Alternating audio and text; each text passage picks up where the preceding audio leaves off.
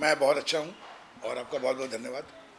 और सर, सिंधु जी big boss में गए हैं, तो उनके बारे में क्या कुछ कहना चाहोगे? सब जब ऑफर आया उनको, तो उनका कैसे मतलब कैसा रिएक्शन आया उनका? नहीं, सुम्बुल के पास जब ये ऑफ़र आया था तो उसका रिएक्शन कुछ नहीं आया था। उसने आके मुझे बताया कि पापा बिग बॉस से ऐसा सा ऑफ़र आया है, क्या करना है। उसके बाद फिर मैंने सारी चीज़ें समझी, उसको कुछ एपिसोड दिखाए, लड़ाई झगड़ा दिखाया। उसके बाद बोला बेटा क्या करना है, तो बोली पापा नहीं जा सकती, बहुत लड़ते झगड़ते हैं लोग, क्योंकि वो बहुत सॉफ्ट है।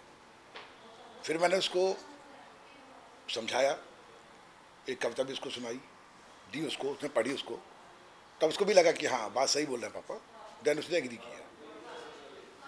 सर, आप गए बिग बॉस में, तो देखे आप ब्लू कलर का शर्ट पहन के गए थे अपनी बेटी के लिए, तो वो काफ़ी इमोशनल भी हो गए थे आपको देख के।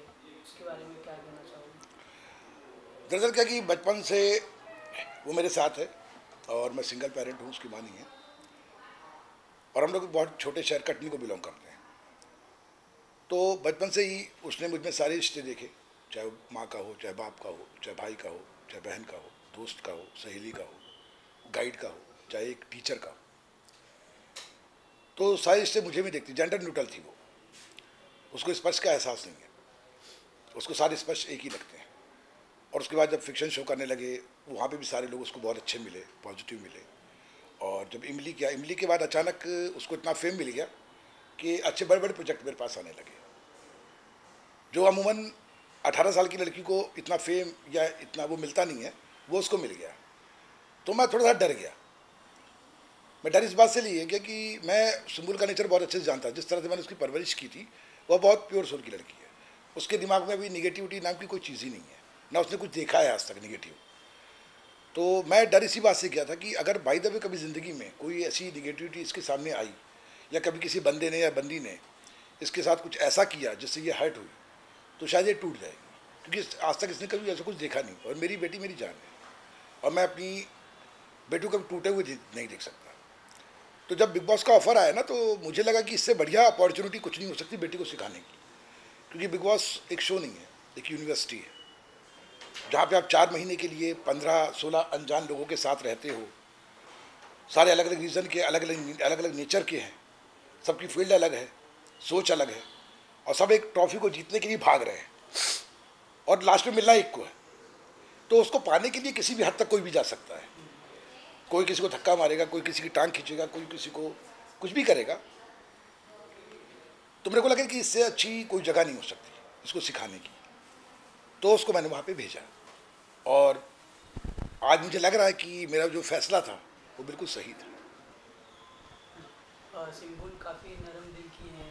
बिग बॉस में 2 ग्रुप होता है बिग बॉस के घर में, और दोनों में गेम होता है, तो कभी कभी सिंबुल जी काफ़ी इमोशनल भी हो जाते हैं, देखने को मिलता है, तो उसके बारे में क्या बोलूं? हाँ देखिए, मैंने पहले भी कहा था कि सुम्बुल ने कभी कोई निगेटिविटी देखी नहीं, बहुत पॉजिटिव रहती है वो लड़की, और वो शायद कभी भी ज़िंदगी में उसको तकलीफ भी नहीं पहुंचा सकती, उस नेचर की है। अब रही बात इमोशनल होने की, तो सीधी बात है, जब किसी छोटे बच्चे को जो बहुत खेलता कूदता है, उसको आप अनजान लोगों के साथ खड़ा कर दोगे किसी जगह पे, और जब वहाँ पे 15-16 लोग ऐसे जिनको पहले से जानती नहीं है, उनके साथ जाएगी, तो शुरुआत में थोड़ा सा इमोशनल तो रहेगी, वो पहचान नहीं पा रही है, फिर धीरे धीरे समझेगी सारी चीज़ों को, फिर उनसे बाहर आएगी। और मेरा उद्देश्य उसको भेजने का यही था, ताकि वो जाए और बाहर आए उससे, और बाहर आके फिर सारे एपिसोड देखे, तब उसको समझ में आएगा कि अंदर क्या हो रहा था, बाहर क्या हो रहा था, दिख क्या रहा था। तो इस दौरान जो सीखेगी ना, वो शायद वो ज़िंदगी में कभी नहीं सीख पाती जो वहाँ सीखने गई। आपने एक कविता लिखी थी और आपने उसे एक रात लिख कर दिया था, तो वो रात लिखने का और वो कविता लिखने का आपका उद्देश्य क्या था? देखिए, मैं लिखने काम तो बहुत पहले से करता था, और रैप और कविता नहीं, मैंने बहुत सी चीज़ें लिखी हैं। फीमेल वर्ड को लेकर लिखा है, वुमेन एम्पावरमेंट के लिए लेकर लिखा है, बच्चियों के लिए लिखा है, रेप विक्टिम के लिए लिखा है, एसिड विक्टिम के लिए लिखा है। लिखता था मैं बहुत पहले था, क्योंकि मेरे पास 2 ही बेटियां थी, और जब मैं बेटियों के साथ कुछ देखता था कि कभी न्यूज़ आ रही है कि कोई डस्टबिन में बच्ची मिली, कभी लगता कि वो किसी झाड़ियों में मिली जिसे कुत्ते नोच रहे हैं, तो बहुत अंदर से दिल हिल जाता था। और मैक्सिमम जितने भी बच्चे फेंके ही जाते हैं वो 99% लड़कियाँ होती थी, तो उससे मेरे को बहुत तकलीफ होती थी। तो मैं अपने आप को रोक नहीं पाता था, लिखता डालता था, लिखता जाता था। अब संबुल के जाने के बाद उसने वो सारी चीज़ें वहाँ पे प्रेजेंट की, तब लोगों ने समझा कि मैं क्या चाहता हूँ और मेरा बच्चों के प्रति, लड़कियों के प्रति और अपनी बेटियों के प्रति रवैया क्या है। सर आप बिग बॉस के घर में स्टेज पे आपने मतलब सिंबुल जी और शालीन मतलब टीना गलत अफवाह फैलाए उनके बारे में घरों में, तो उसके बारे में आप क्या कहना चाहोगे? वहाँ जाके आप क्या बोलेंगे?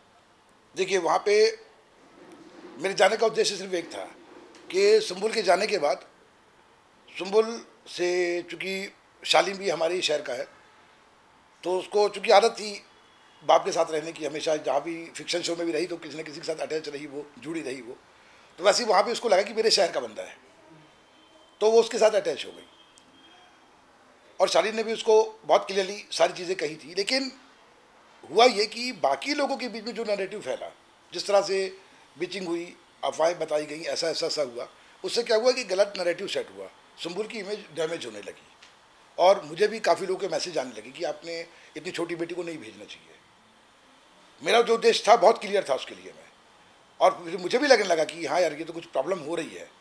उसके बाद मैंने बिग बॉस को, एंडे मॉल को, सलमान सर को रिक्वेस्ट करी कि मुझे अपनी बेटी से बात करनी है, मैं उसको समझाना चाहता हूँ।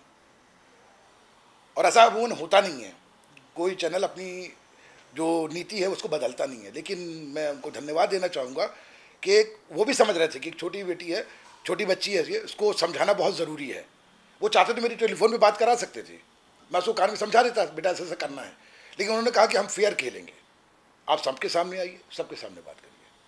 आपने हमने ये भी देखा कि आपने सुंबुल को बहुत ज़्यादा हिम्मत दी जब आप वीकेंड का बाद में आए थे, लेकिन कहीं ना कहीं दोनों जगह से मिक्स्ड रिएक्शंस आए, कुछ लोगों का पॉजिटिव था, कुछ लोगों का नेगेटिव भी था। लेकिन आप सुंबुल को अपने इंस्टाग्राम द्वारा, सोशल मीडिया द्वारा बहुत ज़्यादा सपोर्ट करते हुए हमें दिखाई दिए, तो उस पीछे का उद्देश्य क्या था? कहीं ना कहीं जो मतलब जो लोग थे वो कहीं ना कहीं कुछ और बातें बोलते थे, लेकिन एज अ फादर आपके लिए उसके साथ उस वक्त में खड़ा रहना कितना मुश्किल या आसान?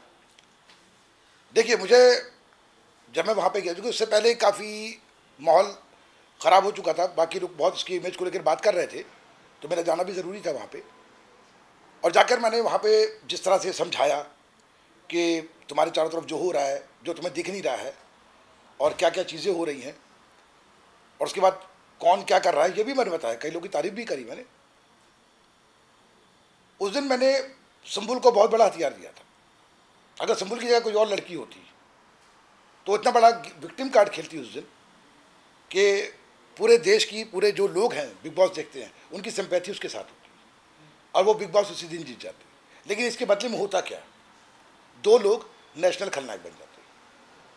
और मुझे अपनी तरबियत पे पूरा भरोसा था, मुझे मालूम था कि सुंबुल ऐसा नहीं करेगी। और सुंबुल ने बहुत काम तरीके से अंदर गई, दोनों को पकड़ा और बोला कि अगर मेरी वजह से आपको तकलीफ हुई हो तो उसके लिए सॉरी। लोग इस चीज़ की अपेक्षा नहीं कर रहे थे, वो एक आम लड़की की तरह रिएक्ट क्यों नहीं किया उसने, सबके दिमाग में ये आ रहा था और सब उसको गलत बोलने लगे। यहाँ तक कि जिस अर्चना की मैंने तारीफ़ की थी, उस अर्चना ने भी कहा कि तो अपने बाप की इज्जत ही रख रही है, क्योंकि अर्चना ने अपनी सोच के हिसाब से सोचा। अगर अर्चना वहाँ पे होती तो अर्चना उस दिन पूरे घर में आग लगा देती, लेकिन सुंबुल ने ऐसा नहीं किया, क्योंकि सुंबुल आम लड़कियों से बहुत अलग है। उसने बहुत काम तरीके, बहुत मैच्योरिटी के साथ इस सारी सिचुएशन को हैंडल किया, उन दोनों को खलनायक नहीं बनने दिया। और उस दिन शालीन ने भी अपने आप को एक्सप्रेस कर दिया कि मैं 8 साल के बच्चे का बाप हूँ, मैं उससे दूर हूँ, तुम अपने पापा से दूर हो, मुझे तुम्हें वही दिखता है। दैन उसने टीना को भी पूछा आँख में आँख डाल के, क्या आप दीदी मुझसे प्यार करती हो क्या? उसने कहा हाँ। तो उसने कहा बस। उसके बाद वो सारे घर में गई, सारे लोगों से बात किया उसने, सारी चीज़ों को बहुत काम डाउन करके बहुत शालीनता से सारा कुछ किया। उसके बाद पूरा मौका था, लेकिन उसने बताया कि गलत तरीके से, गलत चीज़ों को उठा के या बिग बॉस के तरीके से कि शाउट करो, चिल्लाओ, चीखो, उस तरीके से मुझे आगे नहीं बढ़ना है। मैं दूसरों की लाइन मिटा के अपनी लाइन बड़ी नहीं करूँगी, वो अपनी लाइन बड़ी करेगी। तो मुझे बहुत खुशी हुई कि इतना होने के बावजूद भी उसने मेरी जो परवरिश थी, जो मेरी शिक्षा थी, उसको पकड़ के रखा और उस पर आज तक चल रही है। सर लास्टली सलमान सर के बारे में आप क्या कुछ कहना चाहोगे? सलमान को तो मैं इस ग्रह का इंसान तो है ही नहीं, महामानव कहूँगा मैं उसको। जिस तरह का तो मतलब न्यूट्रल तरीके से, मतलब उनके लिए हर बंदा एक जैसा है। अगर आप गलत कर रहे हो तो वो आपको डांटेंगे, अगर आप अच्छा कर रहे हो तो आपको प्यार करेंगे। और जिस तरह से उन्होंने सुम्बुल को टैकल किया और जो लफ्ज़ उन्होंने बोले कि बेटा ये कंटेंट के लिए नहीं हो रहा है, ये तुम्हारे लिए हम कर रहे हैं, ये बात वही बोल सकता है जिसका दिल बहुत बड़ा हो। तो सलमान भाई, आई लव यू, आप बहुत अच्छे हो। Thank you sir. धन्यवाद।